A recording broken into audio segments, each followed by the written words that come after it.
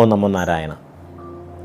കഴിഞ്ഞ 3 പതിറ്റാണ്ടിലേറെയായിട്ട് ചെന്നൈയിലെ സാംസ്കാരിക ആധ്യാത്മിക രംഗത്ത് പ്രവർത്തിച്ചു വരുന്ന സംഘടനയാണ് സത്സംഗമം. ആ സത്സംഗമയുടെ നേതൃത്വത്തിൽ കേരളത്തിലെ സ്ത്രീ ശക്തിയുടെ ആരാധന മഹോത്സവമായിട്ടുള്ള ആറ്റുകാൽ പൊങ്കാല കേരളത്തിലേക്ക് എത്തിച്ചേരാൻ കഴിയാത്ത എല്ലാവർക്കുമായിട്ട് ചെന്നൈയിൽ സംഘടിപ്പിച്ചു വരികയാണ്.